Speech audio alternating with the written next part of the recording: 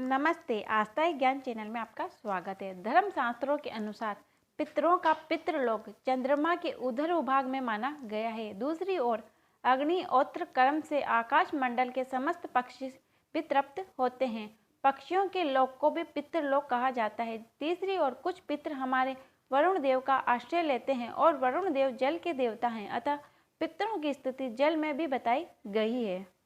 पहला वृक्ष पीपल का वृक्ष बहुत पवित्र है। एक और इसमें जहाँ विष्णु का निवास है, वहीं यह वृक्ष रूप में पितृदेव हैं। पितृ पक्ष में इसकी उपासना करना या इसे लगाना विशेष शुभ माना जाता है। दूसरा बरगद का वृक्ष। बरगद के वृक्ष में साक्षात शिव निवास करते हैं। कहते हैं कि अगर ऐसा लगता है कि पितरों की मुक्ति नहीं हुई है तो बरगद के नीचे बैठकर शिव जी की पूजा करनी चाहिए। तीसरा बेल का वृक्ष। यदि पितृपक्ष में शिव जी को अत्यंत प्रिय बेल का वृक्ष लगाया जाए तो अतृप्त आत्मा को शांति मिलती है। अमावस्या के दिन शिव जी को बेल पत्र और गंगा जल अर्पित करने से सभी पितरों को मुक्ति मिलती है। इसके अलावा अशोक, तुलसी, शमी और केल के वृक्ष की भी पूजा करना चाहिए। पक्षी। पहला कौवा। कौए को अतिथि आगमन का सूचक और पितरों का आश्रम स्थल माना जाता है।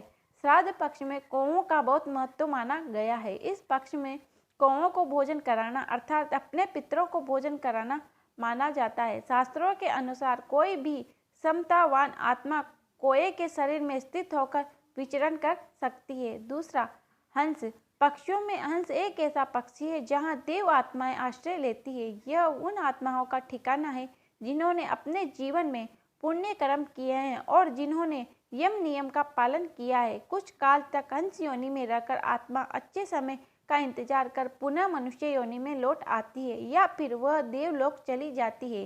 हो सकता है कि आपके पितरों ने भी पुण्य कर्म किए हों। तीसरा गरुड़।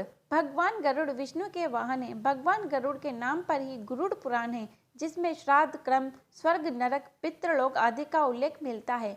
पक्षियों में गरुड़ को बहुत ही पवित्र माना गया है। भगवान राम को मेघनाथ के नागपाश से मुक्ति दिलाने वाले गरुड़ का आश्रय लेते हैं पितर। इसके अलावा क्रोच या सारस का नाम भी लिया जाता है। 3 पशु। पहला कुत्ता। कुत्ते को यम का दूत माना जाता है। कहते हैं कि इसे इधर माध्यम की वस्तुएं भी नजर आती है। दरअसल कुत्ता एक ऐसा प्राणी है जो भविष्य में होने वाले घटनाओं और इधर माध्यम सूक्ष्म जगत की आत्माओं को देखने की क्षमता रखता है। कुत्ते को हिंदू देवता भैरव महाराज का सेवक माना जाता है। कुत्ते को भोजन देने से भैरव महाराज प्रसन्न होते हैं और हर तरह के आकस्मिक संकटों से वे भक्त की रक्षा करते हैं। कुत्ते को रोटी देते रहने से पितरों की कृपा बनी रहती है। दूसरा गाय। जिस तरह गाय में सभी देवी और देवताओं का निवास है, उसी तरह गाय में सभी देवी और देवता का निवास बताया गया है। दरअसल मान्यता के अनुसार 84 लाख योनियों का सफर करके आत्मा अंतिम योनि के रूप में गाय बनती है। गाय लाखों योनियों का वह पड़ाव है जहाँ आत्मा विश्राम करके आगे की यात्रा शुरू करती है। तीसरा हाथी। हाथी को हिंदू धर्म में भगवान गणेश का साक्षात रूप माना गया है। यह इंद्र का वाहन भी है। हाथी को पूर्वजों का प्रतीक भी माना गया है। जिस दिन किसी हाथी की मृत्यु हो जाती है, उस दिन उसका कोई साथी भोजन नहीं करता है। हाथियों को अपने पूर्वजों की स्मृतियाँ रहती है। आश्विन मास की पूर्णिमा के दिन गज पूजा विधि व्रत रखा जाता है। सुख समृद्धि की इच्छा रखने वाले उस दिन हाथी की पूजा करते हैं। इसके अलावा वराह, बैल और चींटियों का उल्लेख किया जा सकता है। जो चींटी को आटा देते हैं, छोटी छोटी चींटियों को चावल देते हैं, वे बैकुंठ चाहते हैं। 3 जलचर जंतु।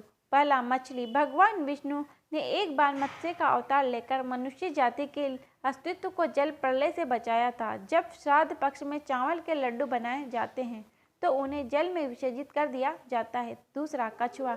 भगवान विष्णु ने कच्छप का अवतार लेकर ही देव और असुरों के लिए मद्रांचल पर्वत को अपनी पीठ पर स्थापित किया था। हिंदू धर्म में कछुआ बहुत ही पवित्र उभयचर जंतु है जो जल की सभी गतिविधियों को जानता है। तीसरा नाग। भारतीय संस्कृति में नाग की पूजा इसलिए की जाती है क्योंकि यह एक रहस्यमय जंतु है। यह भी पितरों का प्रतीक माना गया है। इसके अलावा मगरमच्छ भी माना जाता है।